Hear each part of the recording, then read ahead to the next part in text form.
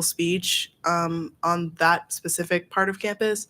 Has facilities been contacted on the possible expansion of graffiti spaces on campus and their management of those spaces? Yeah, no, but I'd love to talk to them about it.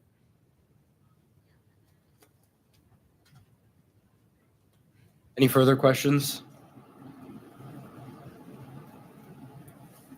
Is there a second for the resolution? Second. Does there exist a need for debate? Chair Mello? Motion to amend has been called. Is there a second for the motion to amend? Oh yeah, you get a factual description, sure.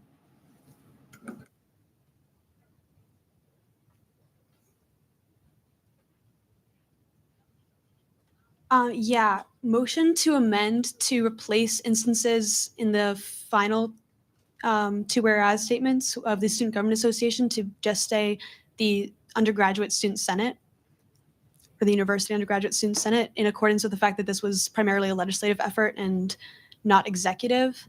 And I would also move to strike the final whereas statement to give the SGA more freedom in the way that we address it, depending on executives' interests and needs with this. As again, it is, I believe there are more than one person interested on the legislative side, but I'm not sure about the executive formally. So I yield to any factual questions on that to the president and vice president. Okay, so the motion to amend to replace every instance of Student Government Association with Undergraduate Student Senate? To remove the final final be it therefore resolved statement, and to change the second to last one, make the Student Government Association the Undergraduate Student Senate, the University Undergraduate Senate. Okay. That motion has been moved. Is there a second? Second. Moved and seconded.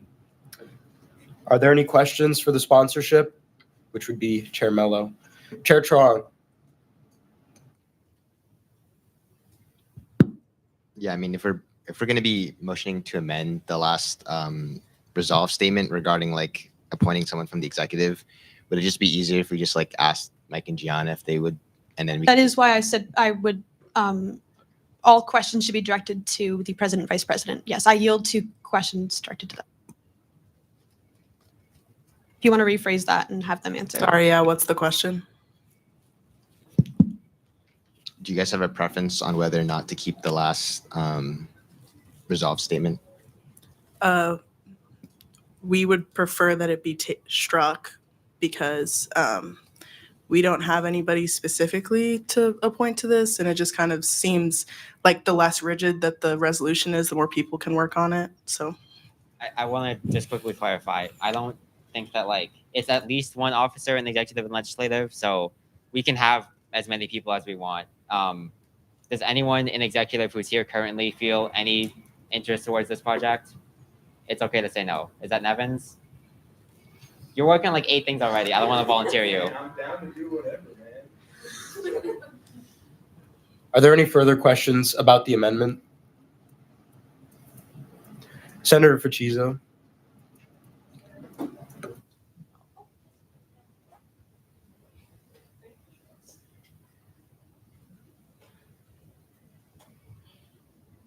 Okay, so on the first part of the amendment regarding the change from SGA to legislative, correct me if I'm wrong, but I feel like it is pretty common, at least in my SGA career, for things presented by both the executive branch and the legislative branch to say Student Government Association and not just the specific branch that they're in.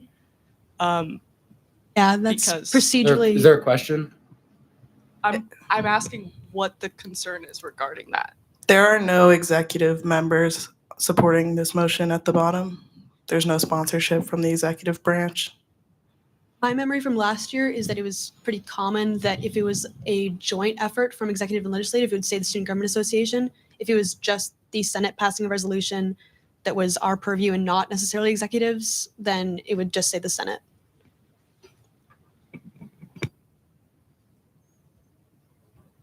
Any more questions about the amendment? Senator Walker Hoover.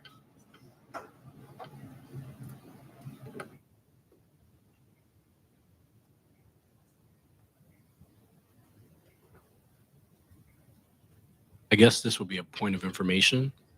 Is there any executive member that wants to sponsor this motion?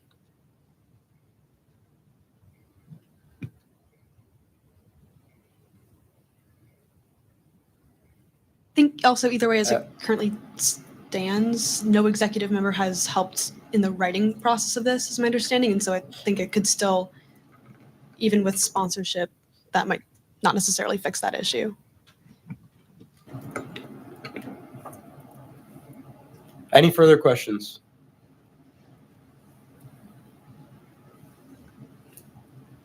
All right. Is there a need for debate on the subsidiary motion to amend? All right, there being no reason, the motion is called and the question is on the adoption of the subsidiary motion to amend to replace student government association in the second last be it resolved clause with undergraduate student senate and to strike the final be it resolved clause. Those in favor say aye. Those opposed say no. Those abstain say abstain. In the opinion of the chair, the ayes have it and the subsidiary motion is adopted. And we'll have those amendments reflected in just a sec. But where was I? Does there exist a need for debate on the resolution?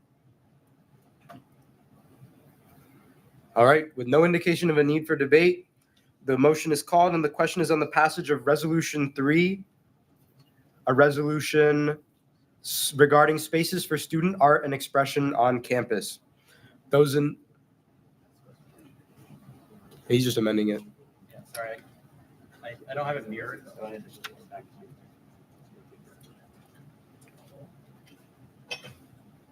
Okay, Resolution 3.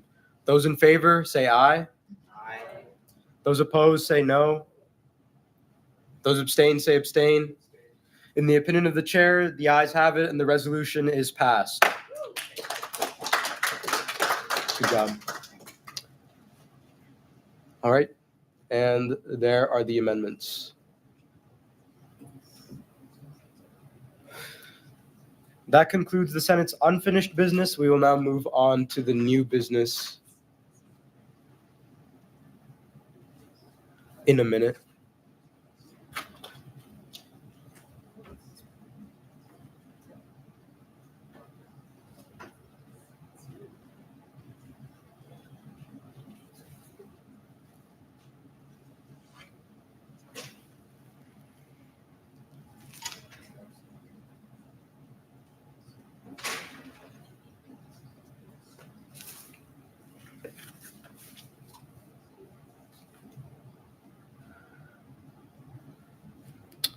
Two new motions were submitted to the office of the Speaker. The Senate will now consider S35, a motion to amend Title VI of the Constitution and general bylaws of the Student Government Association, sponsored by Chair Trong. The chair will now read the motion in its entirety. Whereas Title VI of the general bylaws, Chair Dami.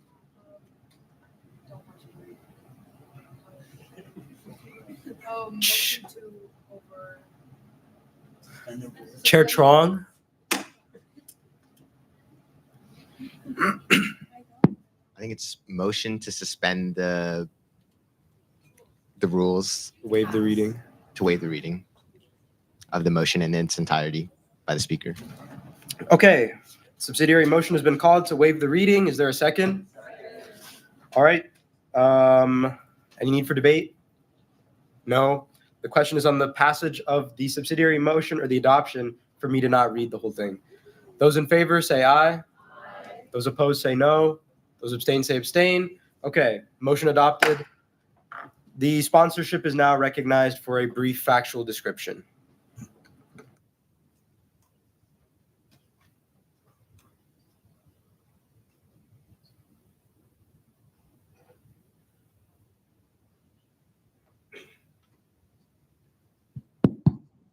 All right, good evening, everybody. Before I continue, I just want to say that I'm going to motion to amend in a second to update the committee's amendments that we made on Thursday.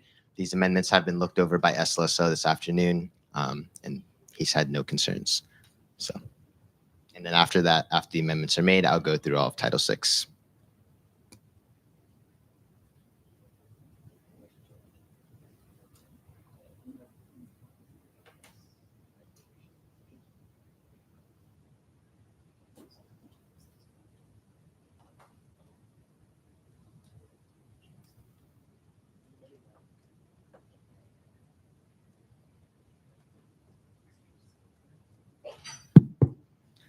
Motion to amend S35 with the changes in this document. Motion to amend has been moved. Is there a second?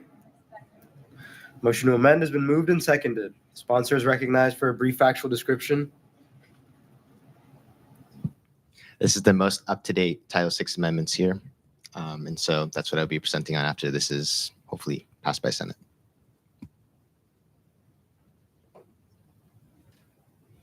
Are there any questions about the amendments that were made? Does there exist a need for debate on the motion to amend the text of the motion? All right. Yeah. Is this, are we, the thing that we would be asking questions about, is it the motion to amend the resolution as currently stands to reflect the changes made by the committee? Yes, right now would be questions about the amendments that we are about to make, about to vote on. Not to the amendments to the bylaws. No.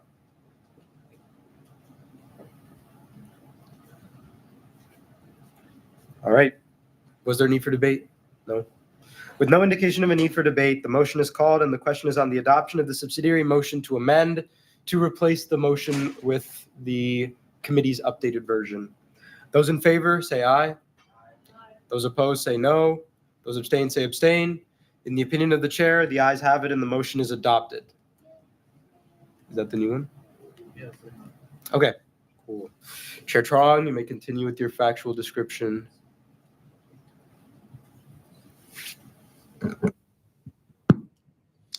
All right. So I'll just start with the whereas statements. If you could scroll back up. Thank you. So basically, the way I'm just going to explain this, because if I were to explain every single little change, it would probably, I'd be here until midnight, and it would probably leave. So what I'm going to do is I'm going to go over the whereas statements, and then I'm just going to explain it as if this is the new Title VI from the ground up. And so for the whereas statements here, this is just based off last year's data and from the consultant report. Our current financial processes from last year is not sustainable for ourselves, the Ways and Means Committee, for workload. It's not sustainable for RSOs or agencies. And so that is why these amendments are being proposed. The current Title VI has a deadline for next Friday for when our budget submission is due. This is also not very good because internal structuring reform group, they're going to be changing the way SGA is structured. And so the names of positions may be changed. And so that will affect how our budget is being requested for. And so in this new one, we're going to be striking that deadline and moving it into the funding guidelines. And then there's also a lot of this as well as just restructuring the way Title VI is formatted as well to make it easier for everybody here, along for students to look through when they're going through it potentially.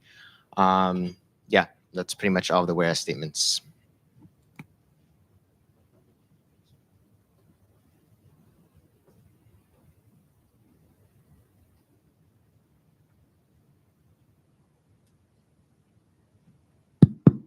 All right, starting from the top here, we have Chapter 1, which is the authority. This is kept the same from last year.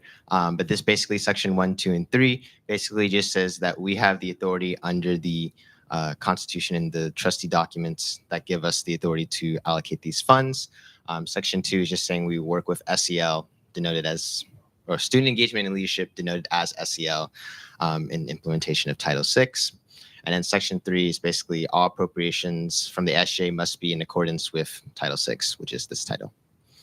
Section 2, Chapter 2 is just defining what an agency, RSO, that's the term like ESO here. And then we have Chapter 3, which is agency and RSO responsibilities. All ESOs can't be in debt. They have to be in a state of financial solvency. They have to maintain permanent financial records. Section 3, and they can't knowingly authorize payments if they know they don't have enough money. And then Section 4 The SGA shall guarantee the payment of all debts legally incurred by an ESO. So in the past, like if an agency would overspend how much they would have, the Secretary of Finance would work with them to come to some sort of agreement to make sure that we are paying back that debt in full. And then this new amendment here for number 1 is just basically an additional description, basically saying we will have the discretion in determining how these debts are incurred. That is currently under the Secretary of Finance, De Leon. However, in the future, the title name may change, and that's why there's no like specific role outlined here right now. Okay, chapter 4. Chapter 4 is procurement of revenue. So the main way we get money to allocate for agencies and RSOs is through the student activities fee, which says in section 1. And then section 2 is here's basically saying if the Senate wants to increase it, we have the authority to increase it up to 7.5% on a yearly basis. That is in the Constitution as well. That's just outlining it here. And then we have here that you need 2/3 of Senate in attendance, and then you need 2/3 of the senators in attendance to vote yes, just because this is affecting the entirety of the undergraduate student body. And then section 4 is basically any excess funds or whatnot will be placed in the clearing account. Section 5, this is basically just briefly outlining that they have to be in compliance with university, state law, etc., for how they RSOs and agencies raise money through like fundraising and whatnot. And we have chapter 6, supplemental revenue. Again, this is for like paying back loans, interests, deposits, recharges, etc. Chapter 7 is conflict of interest and viewpoint neutrality. In our funding processes, this is outlined here to make sure that we have the highest standards of integrity for our funding process, because any sort of violation within that process can jeopardize the integrity of the entire process, meaning we might have to like start all over. And so this is just kind of outlining it here. All SGA officers and members of the Senate have to attend an annual viewpoint neutrality training, which everyone here has taken at the beginning when they were during Senate training. Section 2 is no SGA officers shall vote in any individual motion pertaining to the allocation of the SATF in which they believe they will violate viewpoint neutrality, have a conflict of interest, or in their participation create a potential conflict of interest or bias. So for an example of that would be if Finance Subcommittee has an emergency funding request that passes the committee and then it goes up to Senate.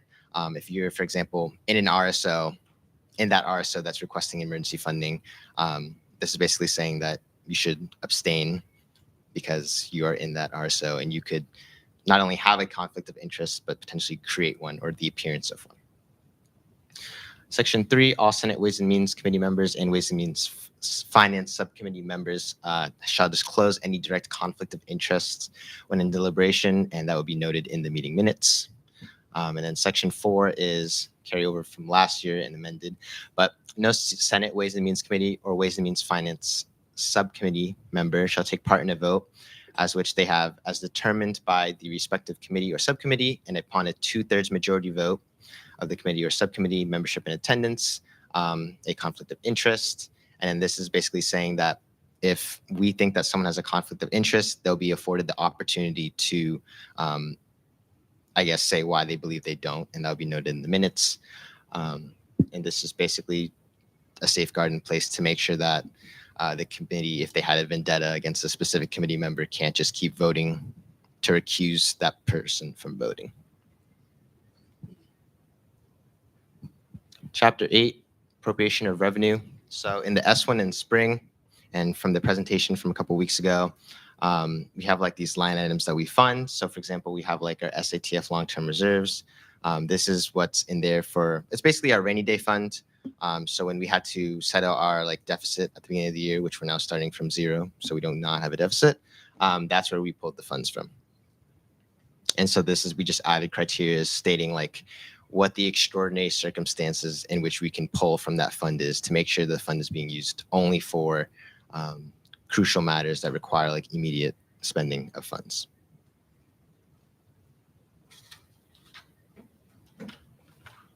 And then number 2 is agency fund. This is going to be a separate fund for when you go further down the process with our reform processes, as mentioned last week with our like MOU process. And so this is basically a specific fund where we will specifically allocate money for agencies every single year And this is basically for organization purposes. And then we have the RSO fund and RSO supplemental funds, similar reasons for organization purposes as well. DIA fund, that's the same from last year in terms of wording and how much it's funded at. And that is appropriated through the DIA fund committee. And then we have the emergency fund here. This is under the finance subcommittee's jurisdiction, and this is basically for like unforeseen events. So historically, it's been used a lot for like travel when people qualify for like competitions and whatnot. And then number 7 is a new one, the Capital Improvement Fund, name subject to change. But basically, the idea is when agencies or the SGA, when we need to update our equipment, infrastructure, et cetera, we'll have the specific fund here where we can pull from. And that way we have something in case we need to update our equipment. And this would be allocated very similarly to emergency funding. And so it's structured under the finance subcommittee because it's similar to emergency funding. And then we have section 2 here. This is basically saying that myself or the president, we can add additional line items to the S1 upon a majority vote by the Ways and Means Committee. And this has to be added before it's approved. The S1 is approved by the Ways and Means Committee. And then section 3 is basically, that's just how we allocate it. So like what the name of the line items are and whatnot. So that's for formatting. And then section 4 is basically the timetable that we have to put up the S1 by. And then section 5, that's just saying it needs a majority vote for S1 to pass. And then section 6 is saying we have to pass it. Chapter 9, budget trainings. This was here from last year, but most of it's the same thing. This is basically saying that I am required as the chair to give budget workshops and trainings to all the RSOs and agencies to make sure they know how the funding process works.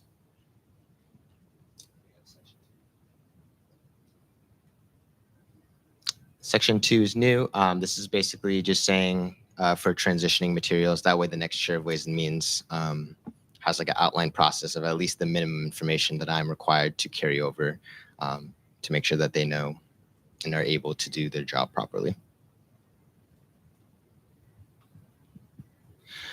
Okay, chapter 10. This is basically saying section 1, we have to give reasonable deadline degree of notice for when deadlines are due. And then section 2, 3, and 4 are just explicitly saying that the SGA agencies and RSOs are allowed to petition for allocations under the criteria and rules under Title VI. And then section 5 is saying that no organization can receive funding from the SATF unless they have requested that funding through our processes.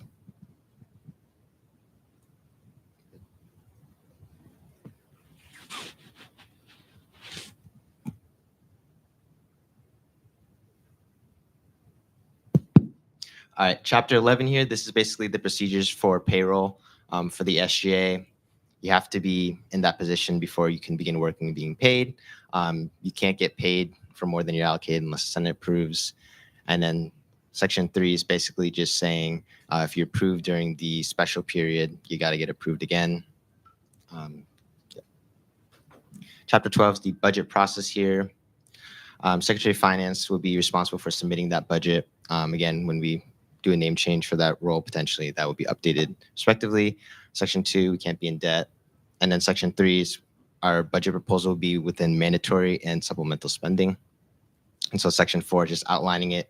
So under mandatory spending, we'll have all payroll, which will be funded at minimum wage. And then we'll have the elective fund, which will be $4,000 for the office of speaker and the office of the president respectively. And then we have the campaign fund, which is for candidates. This is carried over from last year for campaigns. And then section 5 is basically just defining all spending is set as supplemental funding unless it's voted on as mandatory. And then section 6 here is basically saying the proportion of our budget cannot exceed 8% of the projected annual total revenue of the SATF. And this is to make sure that we're not like requesting like a disproportionate amount of the SATF because we're also sharing that money with agencies and RSOs. If it wants to go over that 8% threshold, Senate has the ability to do that, granted that 2/3 of senators are in attendance and via a 3/4 vote. Yes, Your Hood.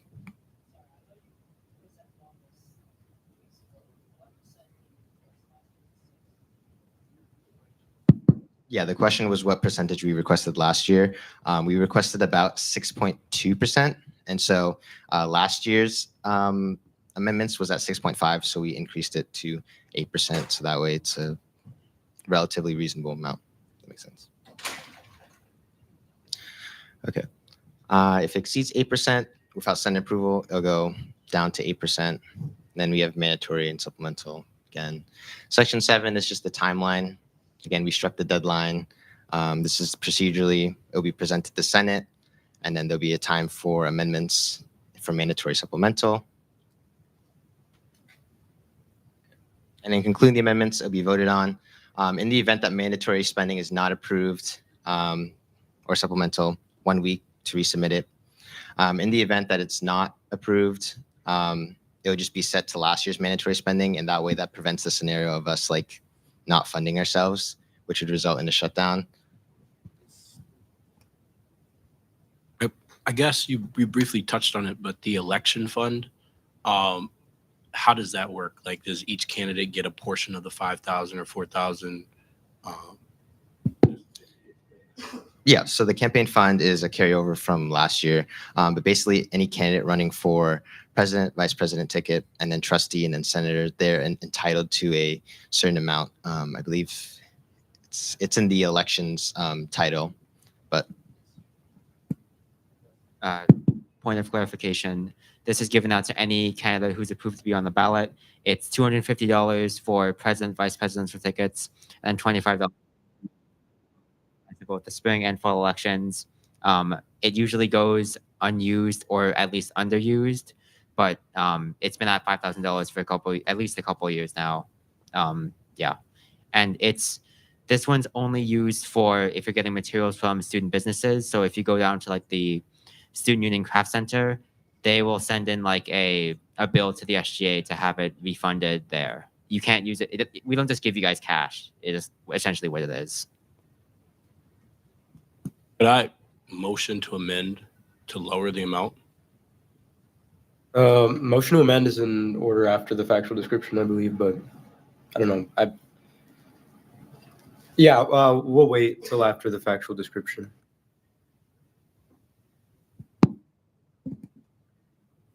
And then 8 and 9, if it's mandatory spending is not approved, it'll default to last year's allocation. And then for number 9, Senate will have discretion on to pass it line item by line item. Chapter 13, this is basically just the process. The new process for agencies will be funding them through like MOUs and on like a multi-year basis. And so this is just outlining that general outline and saying that the rest of the details would be in guidelines. Section 3, the funding would be allocated into like payroll and then licensing and then equipment or event funding.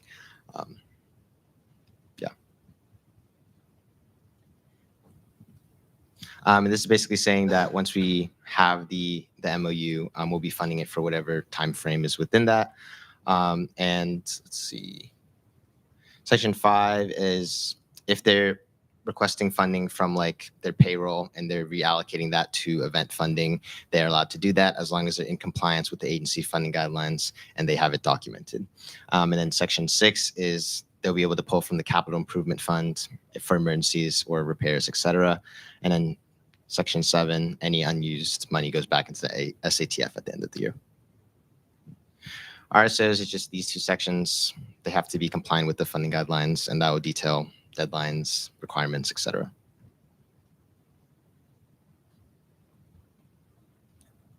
Yeah, Section 4, 3, and 4 is just the same thing, but for emergency funding. We have Chapter 15, Appropriation of Revenue. This is for the Finance Subcommittee. So appointment process here, same as last year. We have emergency funding.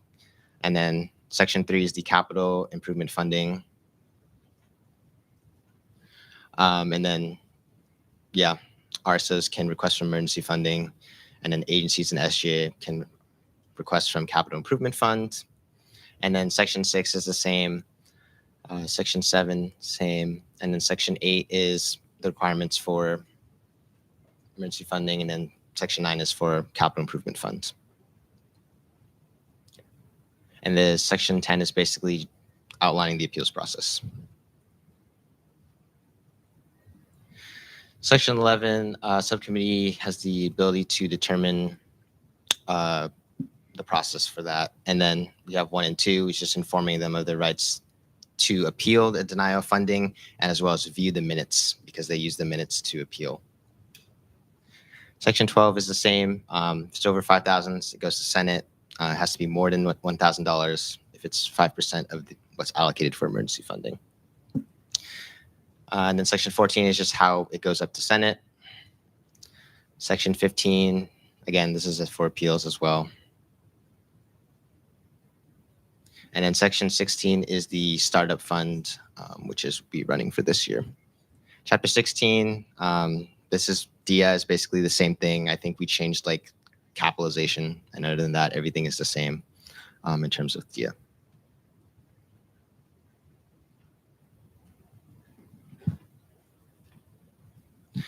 Chapter 17, fiscal year end balance. At the end of the fiscal year, ESOs that did not spend money will return that unspent money back into the SATF. When that money is returned, if we have more than what we have, Coordinating Council will have the authority to allocate that. And Ways and Means will make like a priority list on what we believe is best suited for to be spent, the funds to be spent on. And that's carried over from last year. And then Chapter 18, no changes there. That's regarding auditing. And that's everything. Okay. Are there any leftover questions about Title VI? Secretary Leone?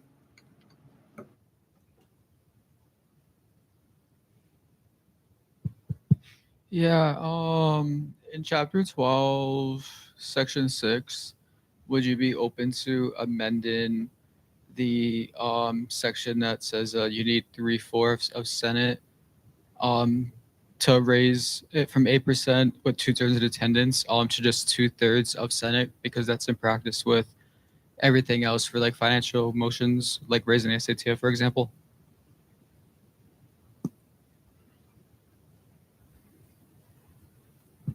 Yeah, I'm amenable to that. I see no concerns with that. Thank you. And then the second question is, can you explain what we talked about yesterday with the capital improvement fund and how like it might change based on conversations we might have with the agencies? So the Capital Improvement Fund is a framework currently. And so President Borowski will be meeting with the agencies tomorrow along with Secretary Leone to discuss potentially structuring. And so the Capital Improvement Fund might stay capital improvement, or it may change into just like an agency emergency fund, depending on what the agencies need and the conversations that occur tomorrow with the agencies. But either way, there will need to be some sort of structure, some sort of fund there. So whatever happens tomorrow, based on that, we may make amendments to change the name and some minor structuring amendments. But yeah. And the plan is to table it again back to the committee, yes? Yeah, either to the committee or to next Senate meeting, whichever one fits better. But yeah. Okay. So again, like last week, we are not voting on implementing this new title of the bylaws. This was just another reading session, basically. But are there any other questions about the amendments made? Chair Mello.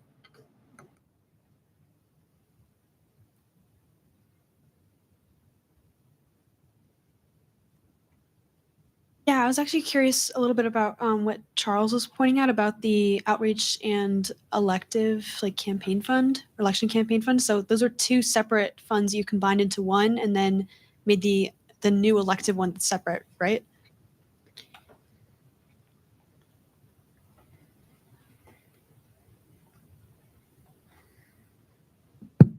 Yeah, so originally the outreach and election was meant to be like a continuation of the election, but that wasn't clear. So we amended it on Thursday to reflect what was previously in the bylaws because it's outlined more clearly there. And so that fund is for campaigning for candidates.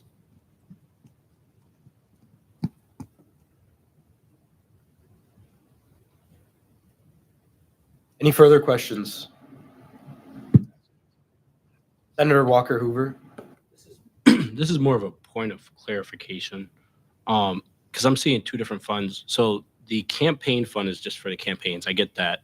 But the elective fund is for like emergencies. Like if there was like maybe like a scandal or like that's the point that I need clarification on. Yeah, so the elective fund, the idea is that the office of the speaker and office of the president would have discretion with that 4,000 to spend how they see fit.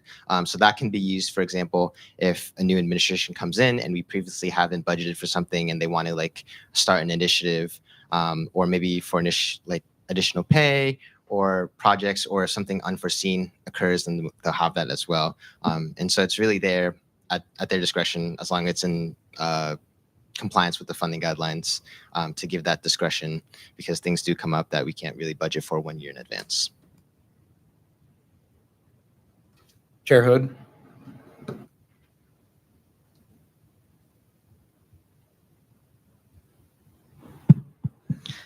Is that was generally used for like office supplies and stuff, or is there another fund for that? Yeah, so office supplies is generally budgeted for in our normal budget processes 1 year in advance. So. But that's something they could do if there was something like the office really needed, that they could spend that fund on that. Correct. Yes, Secretary Leone.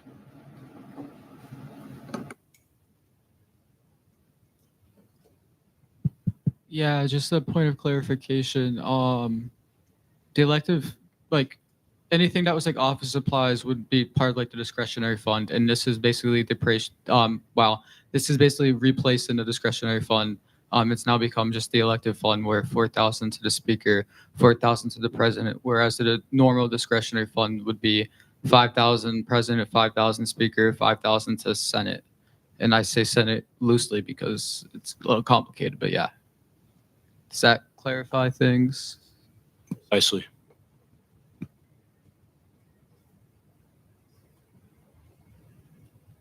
Any additional questions?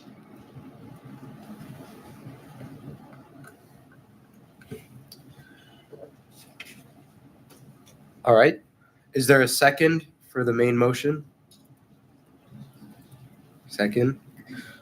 Does there exist a need for debate?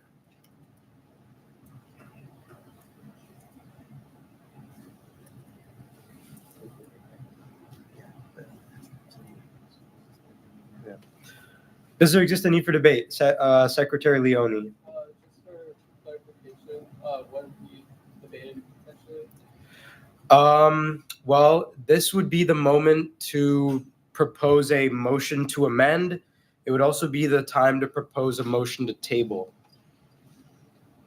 But we would theoretically be debating on just the whole bylaw amendment, all Title VI.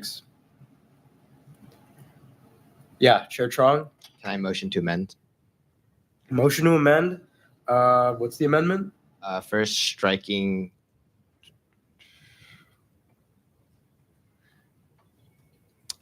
outreach and election here. So it just says campaign, to keep the language consistent. That's it. No, and then we'll go back up to the I have multiple amendments, but just Can I motion to table this? Motion to table has been called. Is there a second? Oh, right. Sorry. Yeah. Is there a second for the motion to amend? Is there a second? Loud, please. With no second, the subsidiary motion shall not be considered. Are there any other motions? Is there a need for debate? Senator Fracchizzo?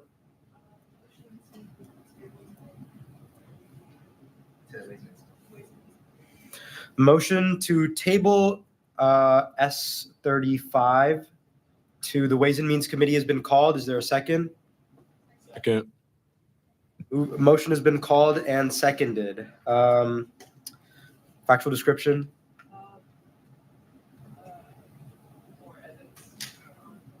I can help.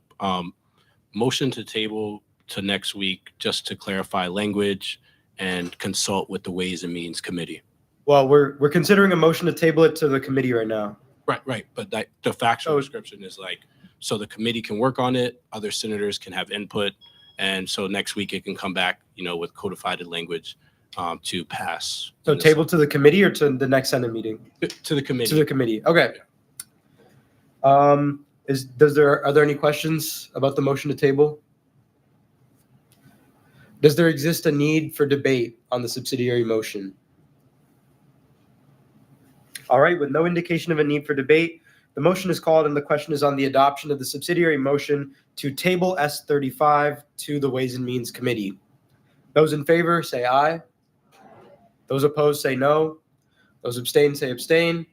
In the opinion of the chair, the ayes have it and the subsidiary motion is adopted. Effectively, S35 will be tabled back to the Ways and Means Committee.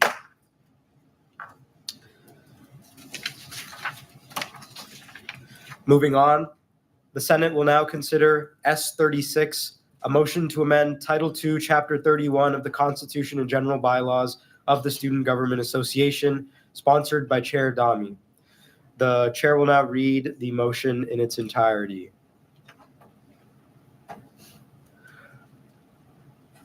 Whereas SGA Constitution Article 5, Chair Dami? Motion to suspend the rules to waive the reading of the motion has been called. Is there a second? Called and seconded. Does there exist a need for debate? With no indication of a need for debate, the question is on the adoption of the subsidiary motion to waive the reading. All those in favor say aye. Those opposed say no. Those abstain say abstain. In the opinion of the chair, the ayes have it and the motion is adopted. Chair Dami is now recognized for a brief factual description.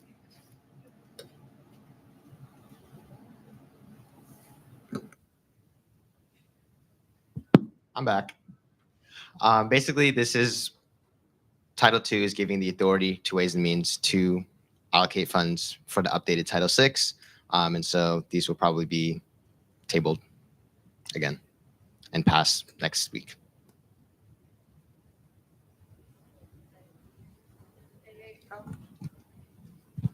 AA went over these amendments and, voted on them. So should be all good. The changes made are in red.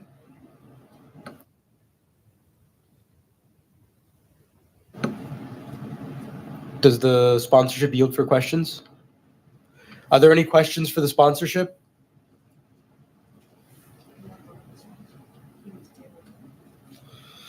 All right, no questions.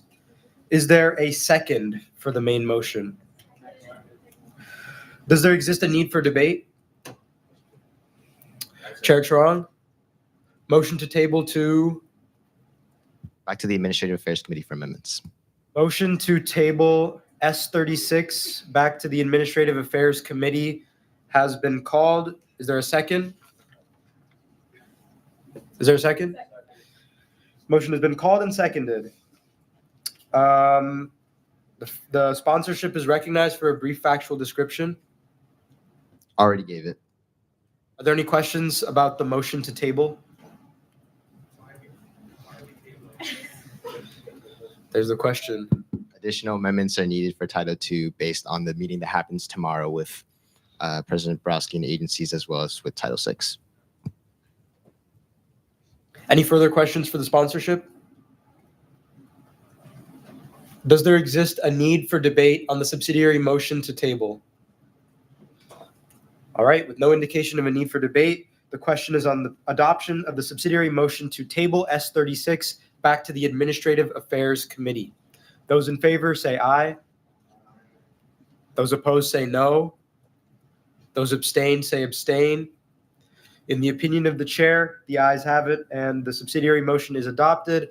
Effectively, S36 is returned to the Administrative Affairs Committee. That concludes all the main motions that were submitted to the Office of the Speaker. And so we'll move on to officer reports.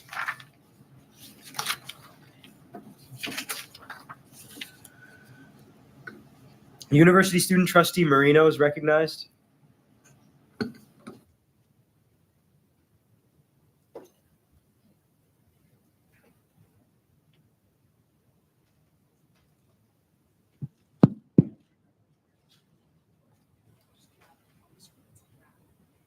Let me check. I didn't see it.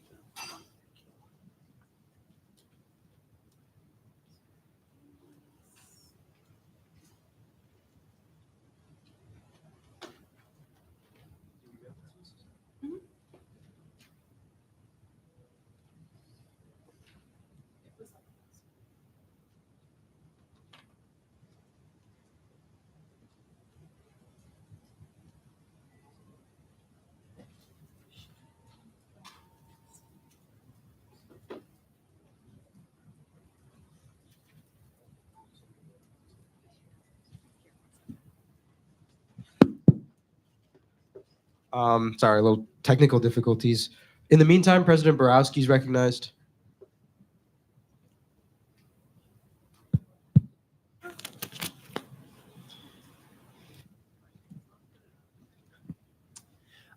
Yeah, so we talked about it a lot today, but we have a big meeting with all the agencies tomorrow, which I'm very excited for. I think we're going to get a lot of good intel from that on what exactly their needs are. And then a lot of that will be brought back to legislation we'll vote on in here. Other than that, as we covered at the beginning of the meeting, this constitutional rewriting committee, it's getting off the ground. And I really encourage everybody in here, if you're interested, to sign up to be a part of it. This is really, again, it's going to redefine the way that this organization works going forward. So incredibly important to be a part of. I'm really proud of all the work that's gotten here. I've also just like to give a big shout out to, is Cass still in here? Where's Cass? For Wellness Day on Tuesday, which went so, yeah, come on. Would not have been possible at all without her, and thank her very much for all the incredible work. So that's all I got, guys. Thank you. Vice President Nalivo is recognized. Nothing to report. Thanks. My report out's in the packet. The only thing I have to say is that tomorrow at 5:30, Disability Services is conducting the Walk for Light. Basically, that's an event where admin will walk around campus and look for areas that are not well lit, areas that are in need of maintenance repair, areas that lack ramp access to elevated areas, stuff like that. And every year they invite SGA representatives along. So that's tomorrow at 5:30. We'll be meeting right in front of the student union. So if you can come, please come. The more SGA representatives we have, the better it is, just because we get more eyes on all the problems on campus. USC will be there, which is why I'm reporting about this, but anyone is welcome to come. We're just going to be walking around. And they had pizza after last time, so they might have pizza again. But 5:30 tomorrow in front of the student union. Associates, actually, yeah. University Student Trustee Marino is recognized.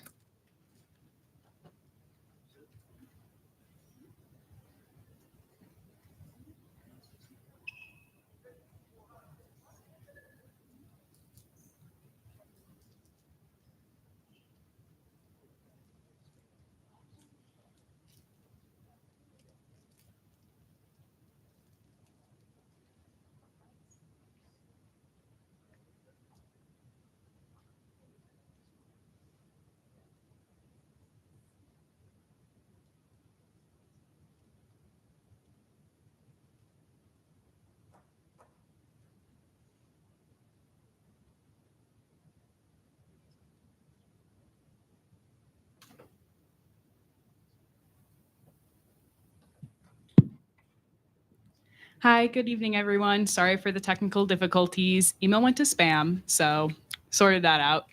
I received an email from Hannah Rosenkrantz, the UMass student segmental advisor to the Board of Education, and she shared with me a pretty concerning graphic statistic, which is shown up on the board right here.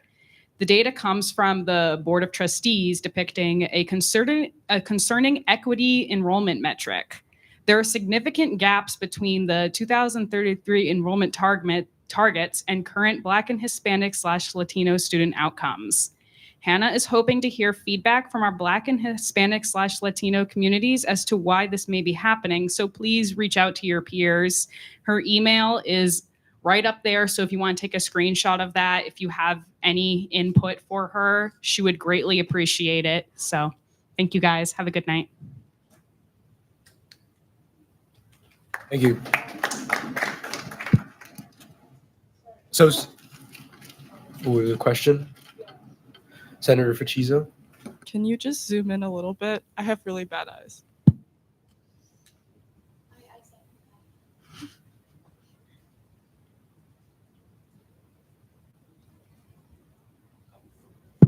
Will this be included in the email for the meeting? The graphic that she sent me was a little bit blurry, but I can send a different version maybe out to you guys. Yeah. Perfect. Great. Sounds good. All right. That will be sent out. Secretary Leone?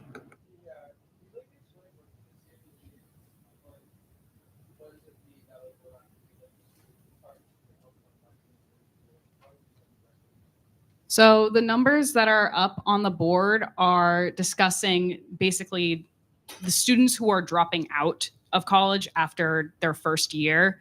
The target range is to have, a certain percentage of students stay in school after their first semester. And while those targets are being met by our white populations, it is not happening within our Black and Latino populations. There's a disproportionate amount of people dropping out, essentially, throughout their education.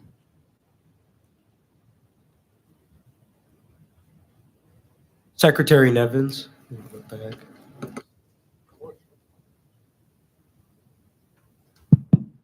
Have they checked to see if this is a cause because of the housing crisis and food access crisis?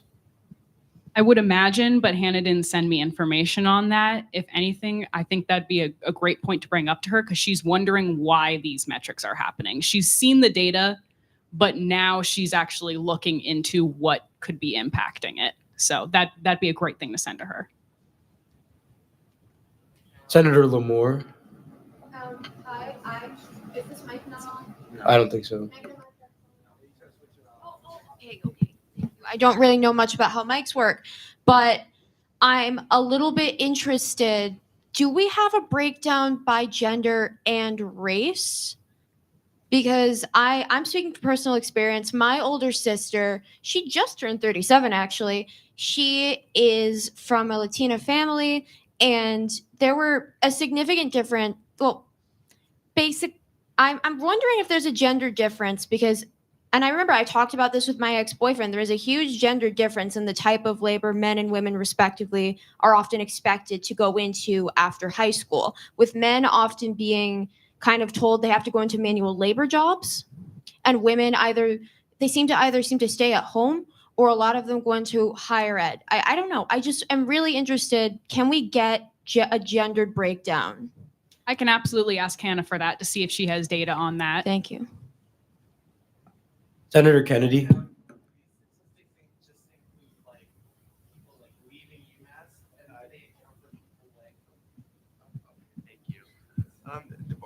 Or did they account for the people, these statistics are people actually stopping their education as opposed to transferring to a different school?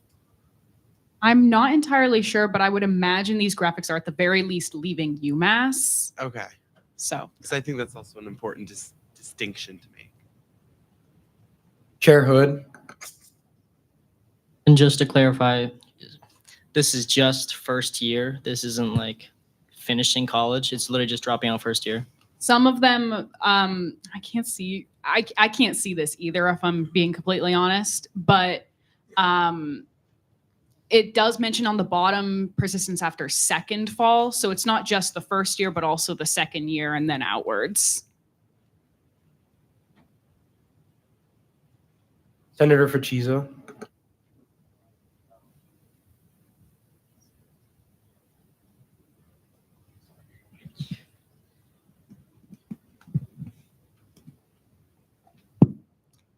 Have you been able to talk to CMass about this at all? The Center for Multicultural Student Success. Yeah. I have not, but that would be a great resource to send to Hannah. So Yeah. if you don't mind actually sending me a quick email about that, yeah, I'll do that right now. Do it on my student trustee account. Senator Wu.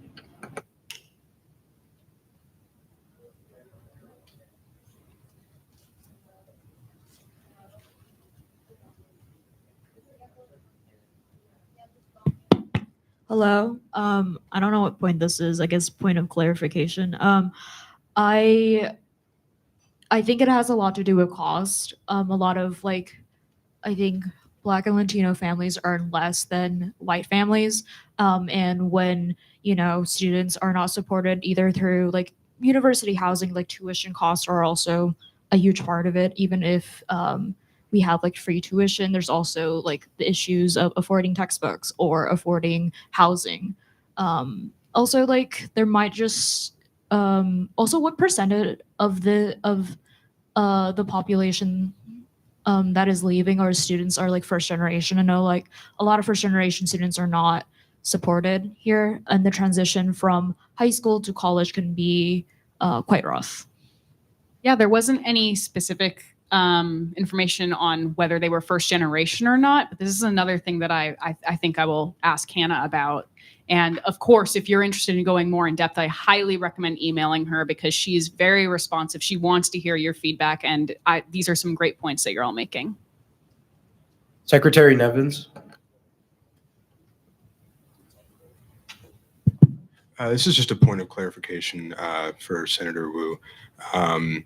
Our internal UMass retention data, this is from last year. I don't have the specific number from this year.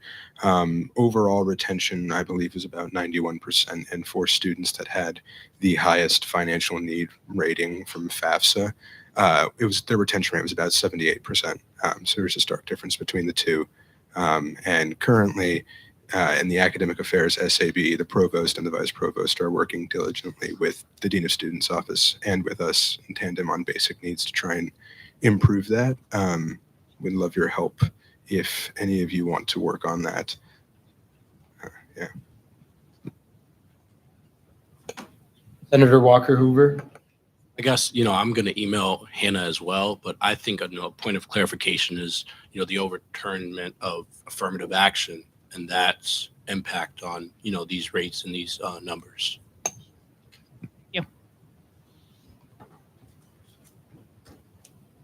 Any further questions for the trustee? All right, great. Thank you. Thank you guys so much. I really appreciate it. And feel free, absolutely, shoot her an email, shoot me an email if you want me to send anything her way too. Thank you. I appreciate it.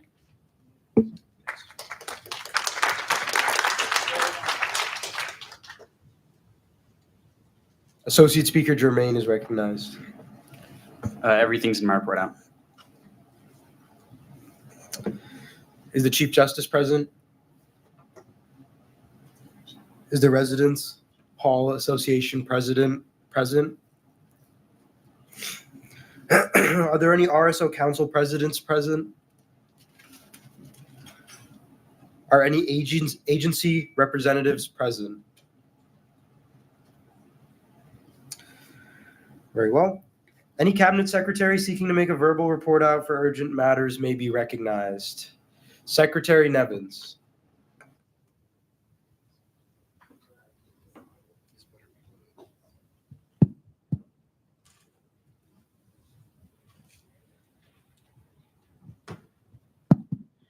So one of my initiatives that I talked about a while back that I'm going to just remind everyone about is building a student performer directory that's going to go on to the UMass website. That way, both internally and maybe at some point externally, student music groups and student performers can get booked for their services so they can go out and do those things. I had a early draft approved by SACL last week. So we're going to be working with them more in tandem to make that directory possible. This is really good for student performers to get those opportunities early on.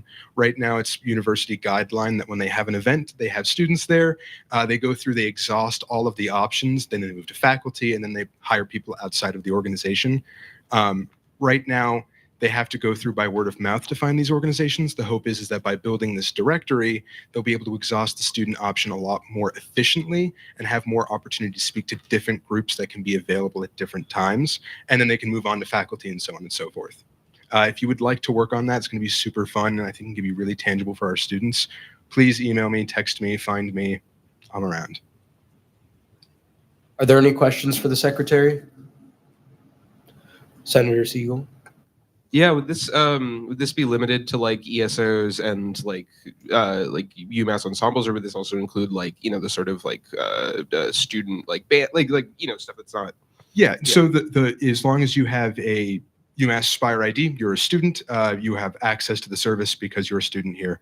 I talked in nauseam about them about that, as this isn't they're not being paid necessarily. They would get contacted and they could work with the organization that's hiring them or utilizing their services for pay. But because this wouldn't be a payment kind of service, they don't need to have any kind of specific kind of ESO or RSO speed key to be a part of the directory. Any other questions? All right, thanks. Thanks, Katie. Does any other secretary seek to make a report? Chief of Staff Martin.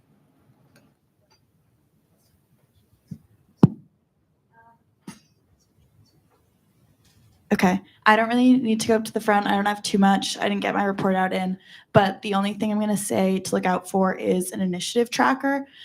It'll eventually be put out to everyone. I might start by just putting it out to leadership first, but basically the goal, it's just gonna be like a basic Google sheet. And hopefully we'll have like a physical copy of it as well. I don't know what those eyebrows is, Sean. But it's just to increase transparency within the SGA, to see what other people are working on, to get more people involved, and hopefully like some cross-branch collaboration. So just keep your eye out on that. I might do a demo next Senate meeting, but yeah.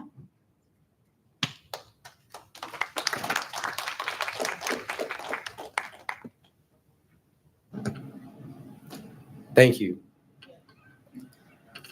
Any other secretaries? Secretary Lequier is recognized. I forgot to get my report out in, so got to give one verbally, but everyone's doing the Don't Email Matt Back challenge this week. They're killing it. So in the meantime, I've just been a little Excel gremlin. I got almost 2,000 responses to the survey, which rocks. So there's like 3,600 data points. So I've just been doing a bunch of crap with that. Got super good data, actually moved the pilot location due to the results of that. So big win. Thanks for everyone who spread it. It's probably going to be in, I think I said it was going to be Kennedy, but they had like, honestly, like the second best like score. So, which was kind of crazy, but Washington is like not great. So go in there because I don't have to, and De Leon lives there, which is amazing. Yeah. Getting some commentary in my ear as I do this, but this is official business. Are you the Canary Project? Anyway, there will be order, but yeah, if you have any questions or feedback in the meantime about heating, let me know. Thank you.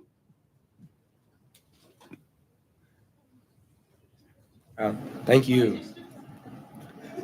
Does any other cabinet secretary seek to make a report? Are there any questions about any of the written reports from any senators?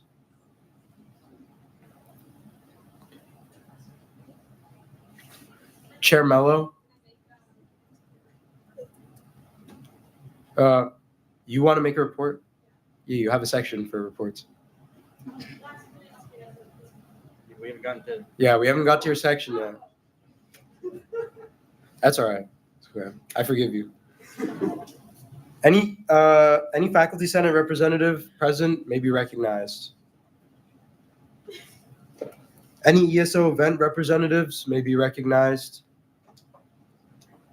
And any advisory board representative may be recognized. Secretary Nevins. There we go.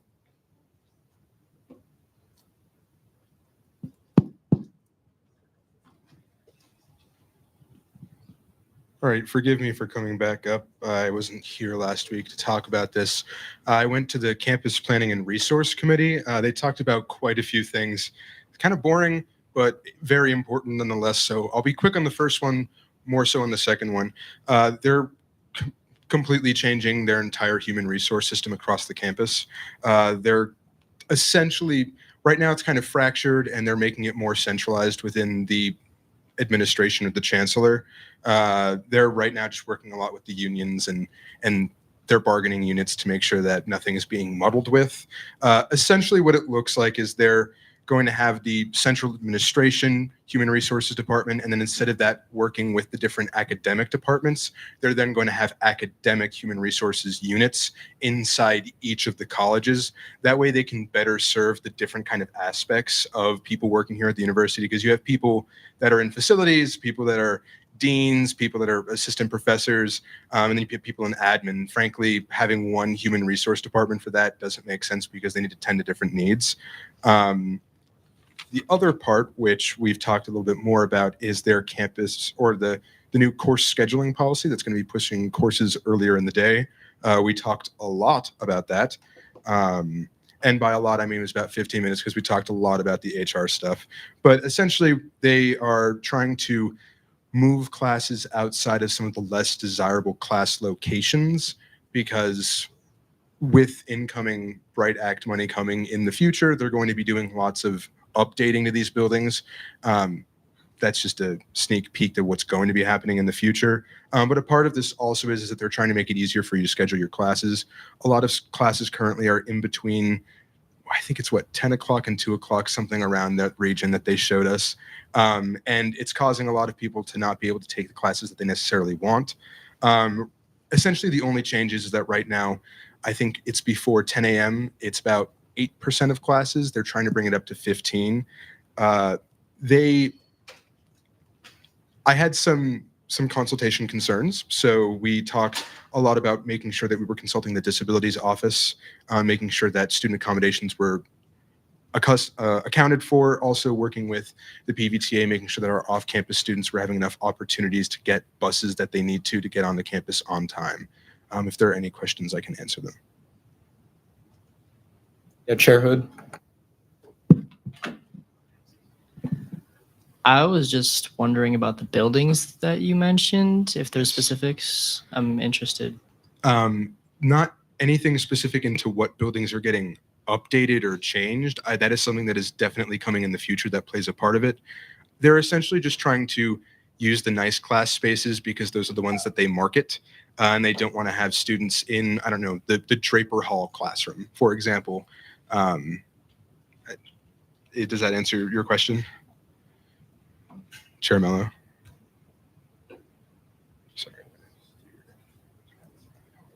Yeah, point of information, it's also due to Wi-Fi issues in some of the Morrill buildings. Herder has a lot of connectivity issues. A lot of the screens have been down in some buildings for the past year or so.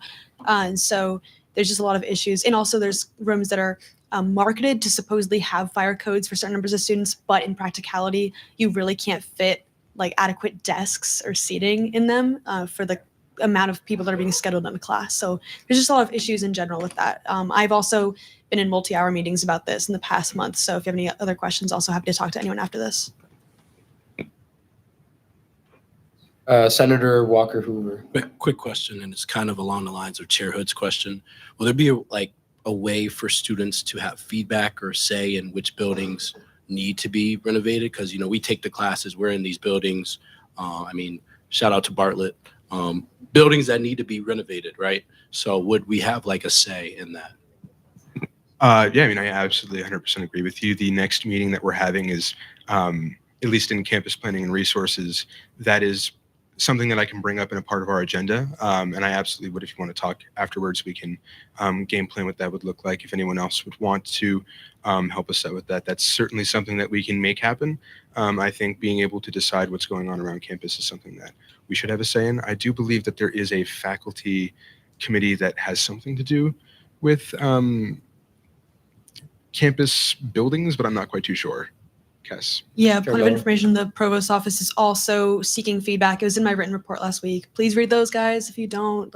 Super important stuff going on in there. But yeah, Provost's office is currently seeking feedback from students on making sure this is the easiest transition possible. Also from faculty, if you have concerns, talk to me. I can put you in touch with the right people. They do want to have actual sit-down meetings with students and hear their concerns and make sure this all works. So they are actively seeking that, yes. Any further questions? All right, perfect. Thank you.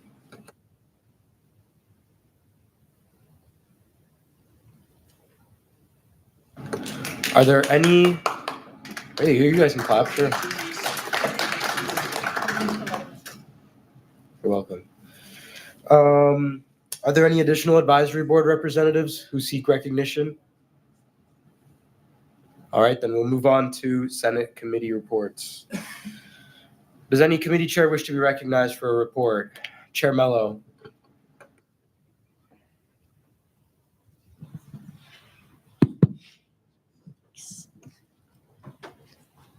Yeah. Okay. So as of this morning, administration's 100% on board with phasing out clickers by next fall. They will be completely gone. They are. Yeah. The current replacement technology they're looking into formalizing an agreement with is Top Hat. So if you have experiences with that, good or bad, please let me know before that gets settled. That should be in the next couple of weeks. They're looking at contracting with them for the following year. And also at this morning, they created a fund with the Chancellor's Office and Financial Aid Office for students who have to purchase the subscription on the app. They will be able to be reimbursed. So that's this semester also, not just next semester. And that'll be until they're phased out entirely next fall. So any questions about that, let me know. We will be doing promotion in the next couple weeks for that. So, yes. Thanks.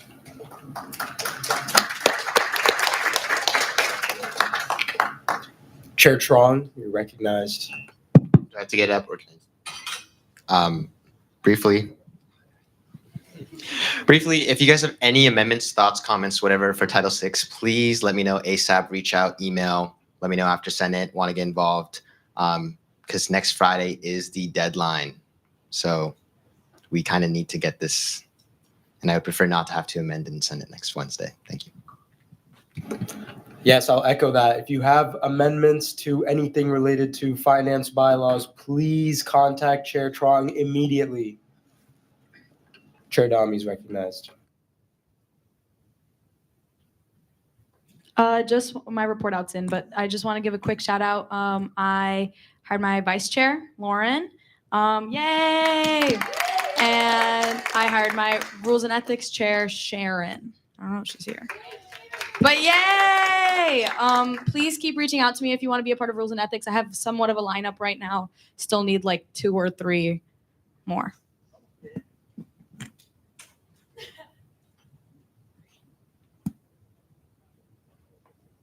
Thank you. Does any other committee chair seek to make a verbal report? All right, then we can move on. Advisor? Great. Are there any motions on the floor except a motion to adjourn? Senator Facizo.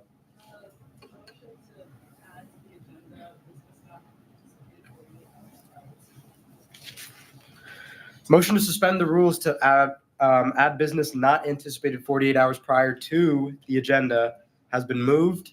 Is there a second? All right. We already have the resolution, yeah. But the sponsorship is recognized for a brief factual description.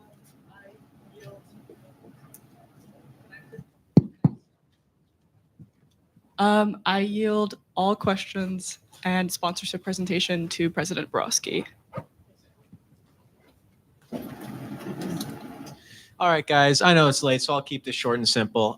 This resolution is a result of this SGA and the other 3 UMass SGAs, Dartmouth, Lowell, and Boston. UMass Channing doesn't have one. All of us got together, and there is a big problem on all of our campuses. It's food insecurity. So I talked to them, they talked to me. We had a bit of a roundtable, and going forward, we want to unite all of our 4 SGA efforts as collectively we go over 50,000 students. That's 50,000 public university students in Massachusetts. And the universities of Massachusetts are the forward-facing representation of students in Massachusetts. So this resolution would give us as an organization a mandate to move forward in communicating and collaborating with this SGAs. There's a lot of statistics on there and a lot of citing the Massachusetts Department of Higher Education, but for the sake of all of our time, you can read that if you want to. Well, I was just looking for the factual description for rearranging the agenda, but whoops. Okay, so just to explain a little procedural thing, obviously this resolution was not on the agenda that was sent out to all of you. And so in order to make any kind of changes to the agenda, including adding something new, the Senate first needs to vote to suspend the rules to change the agenda. Then after that, we can actually vote on this resolution if we end up deciding to add it to the agenda. So right now, the motion being considered is the motion to suspend the rules, to rearrange the agenda, and consider new business. Is there a need for debate on the subsidiary motion to add business to the agenda? All right, with no indication of a need for debate, the motion is called and the question is on the adoption of the subsidiary motion to add business to the agenda. This is just so that we can consider the resolution as part of today's agenda. Those in favor say aye. Those opposed say no. Those abstain say abstain. In the opinion of the chair, the ayes have it and the motion is adopted. So now this resolution is on the agenda and it will be designated Resolution 5. So the Senate will now consider Resolution 5 and the sponsorship is recognized for any more factual description if necessary. That's just about it. Are there any questions for the sponsorship? Senator Walker Hoover. I guess I'm just, because none of us got a copy of this. I'm just trying to understand like the purpose of this. Is this to form like a UMass student association? So close. This was through communication with the other UMass SGAs, we all wanted to act on this. However, because it's just the president's talking, we don't want to act without a mandate of all of us. So I don't want to go to the other UMass SGAs and be like, well, my SGA thinks this, this, and that, because I am one person and you guys are everybody in this room. So this is saying that all of the Senate agrees with the notion that food insecurity is a bad thing and that we can move forward in going ahead and working with our other UMasses to go to the State House and say the exact same thing. So the relations already exist. This is just giving me and anybody who's interested, which I invite you all to be, the mandate to move forward. And then Further- a second question. Go ahead, Senator Walker Hoover. This is just a request from me on behalf of, I guess the Senate. Could the president go forward if, we give the blessing to move this to potentially consider having a UMass student association or some sort of like working establishment? I think that's a great idea. I would be very interested in collabing on that.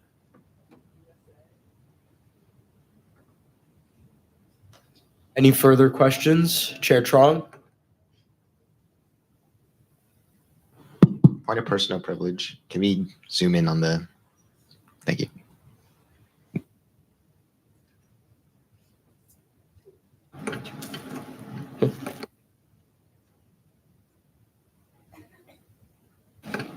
Any further questions? Chair Kim? Point of parliamentary inquiry. Is this Res 4 or Res 5? This is Resolution 5. Resolution 4 was to award the Senatorial Medal of Honor to Kundai Lozano. Any further questions? Senator Siegel? Could you scroll down on the thing a little bit just so I can see the be it resolved?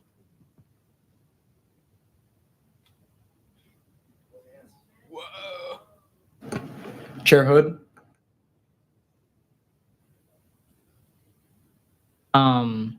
Don't hate me for this, guys. But can you maybe like read through it actually this time, just so we can actually hear like the language and stuff? Yeah, sure. My fault. I'll read through it. A resolution encouraging the student government associations of the UMass system to work towards total food security on Massachusetts campuses. Whereas the University of Massachusetts Amherst Student Government Association is committed to fostering student success, well-being, and equity across all aspects of campus life. And whereas consistent access to nutritious food is vital for academic success and personal health, but many Massachusetts students face persistent barriers to food security. And whereas a 2020 study by the Massachusetts Department of Higher Education identified food insecurity as a growing concern across public higher education institutions in Massachusetts, with the majority of campuses reporting an increased need for meal assistance and basic needs support.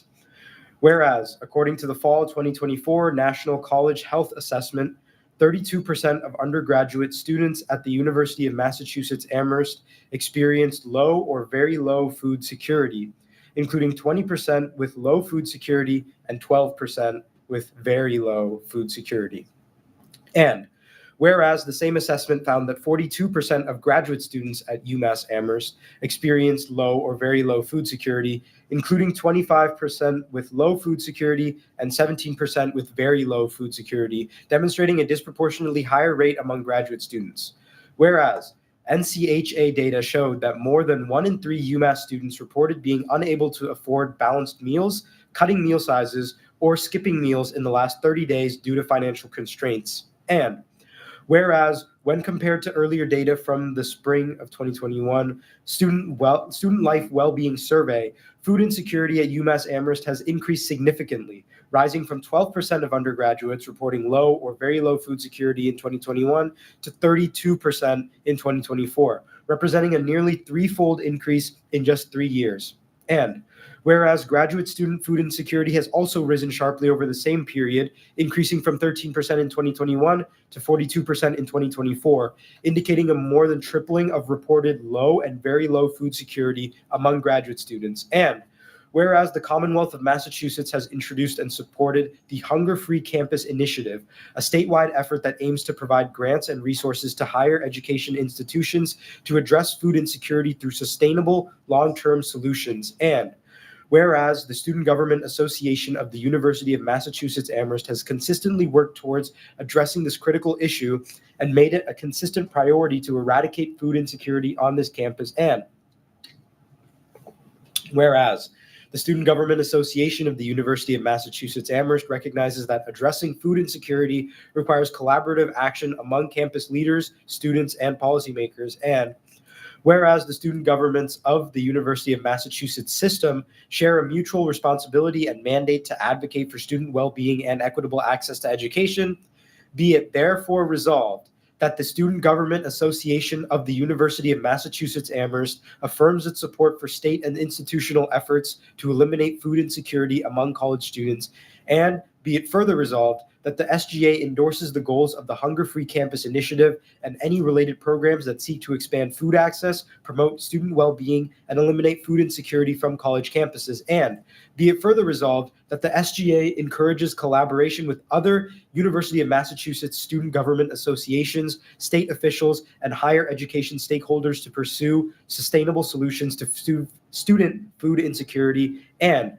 be it furthest resolved that copies of this resolution be shared with the student government associations of the University of Massachusetts Boston, University of Massachusetts Dartmouth, and University of Massachusetts Lowell. And President Borowski shall ensure cooperation and shared initiative between these 4 organizations.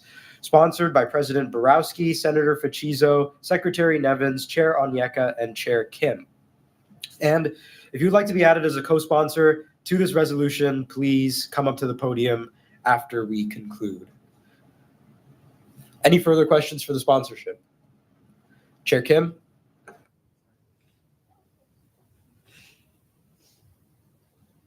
I think this might actually be technically a point of parliamentary inquiry, but because we didn't get student consultation for this, would you look favorably upon a 2/3 Senate vote to not apply the student consultation process?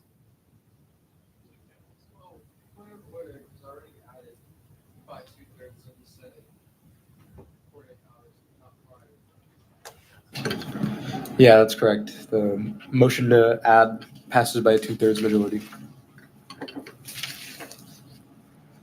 Any further questions for the sponsorship about this resolution? All right. In that case, is there a second for the resolution, Resolution 5? Does there exist a need for debate on Resolution 5?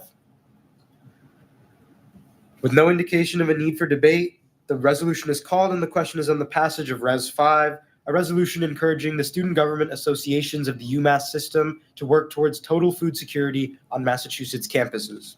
Those in favor, say aye. Aye. Those opposed, say no. Those abstain, say abstain. In the opinion of the chair, the ayes have it and the resolution is passed.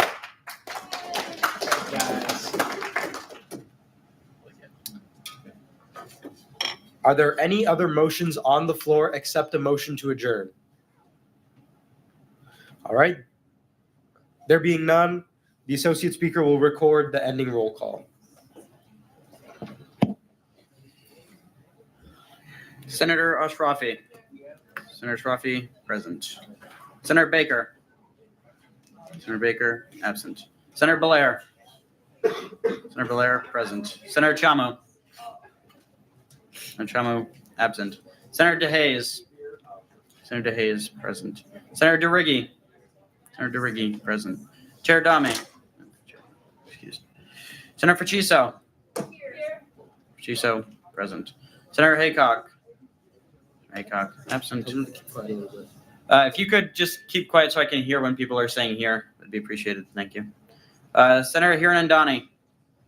Senator Hirandani, absent. Chair Hood. Chair Hood, present. Senator Jame. Senator Jame, present. If there are any microphones on, could you shut them off? I'm getting a little feedback.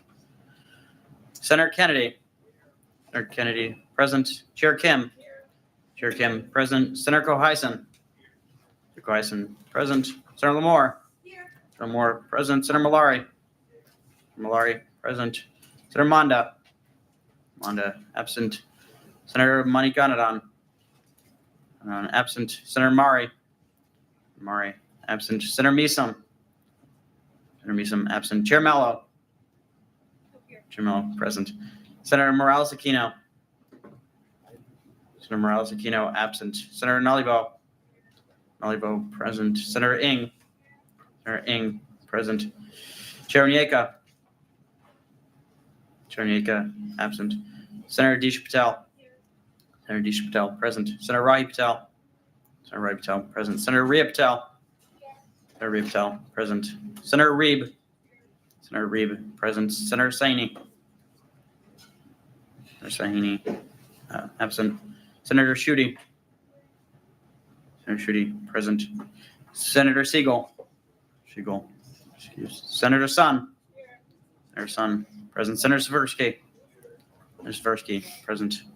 Senator Tao. Senator Tao, absent. Senator Tick. Senator Tick, present. Chair Trong. Chair Trong, present. Senator Valencia Gallego. Valencia Gallego, absent.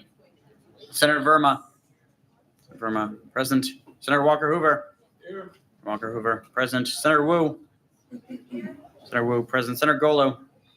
Senator Golu, present. Are there any motions on the floor? Is there a second? All right, the motion is called. Motion to adjourn. All those in favor say aye. All those opposed say no.